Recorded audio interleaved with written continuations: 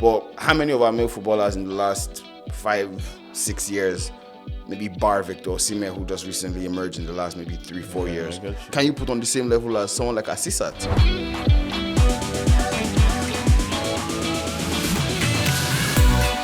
Welcome back, ladies and gentlemen, to another episode of The Heat. My name is Niyi, and today I have with me... Alright, so today being International Women's Day, my brother, I want us to discuss a topic that it's an age-old topic. It's one I'm very sure you're very familiar with. Do you think that female athletes should be paid as much as their male counterparts? Go. In certain situations, yes, I think they should be.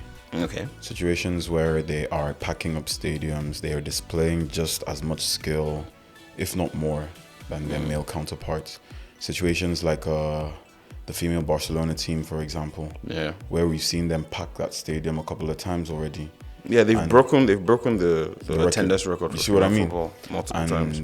Exactly. And then you go into the world of tennis where you see women constantly playing. Like Serena Williams. Do you get what I mean? Like in those very specific situations, I genuinely feel like, these people, they deserve to be paid just as much. Because they're some of the biggest athletes in the sport. Do you get what I mean? Like they are up there. Skill-wise up there, clout-wise up there. They have the following. What else are you looking for in this day and age as an athlete? You know what I mean? Yeah, it's more than just what you do on the court, like exactly. your off-court impact. Exactly. Also. I really don't have an opinion for a lot of sports, but for two sports in particular, being MMA and football, especially national team football, I think there's really no reason why a female athlete should be earning less than a male athlete.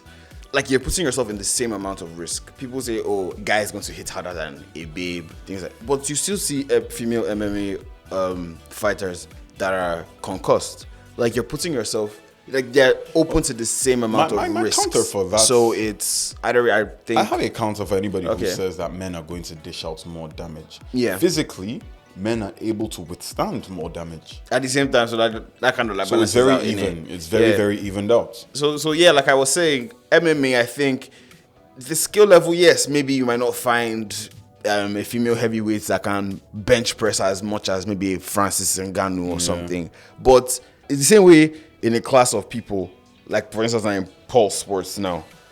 You get person who go for this team if he beat all of us.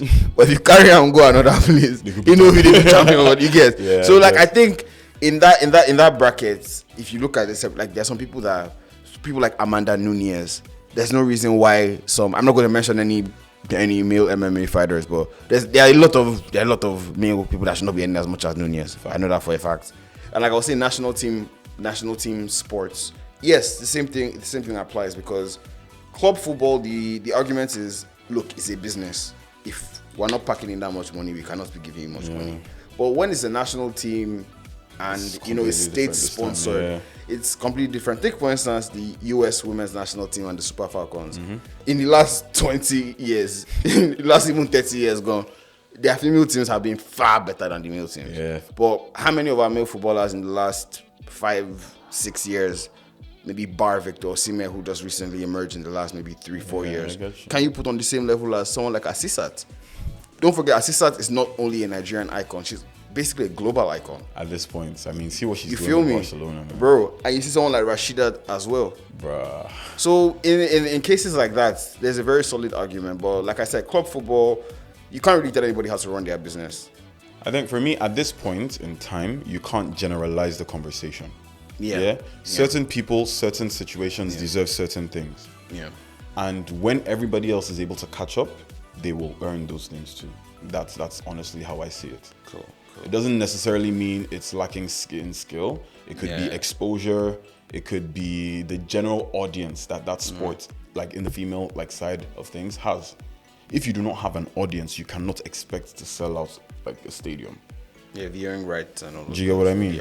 Will be exactly. But I get you. All right, ladies and gentlemen, thank you so much for tuning in. You've heard everything we've had to say, but let us know what you think. Do you think that the pay disparity in the male and female game is a lot? And Roz, this has been The Heat.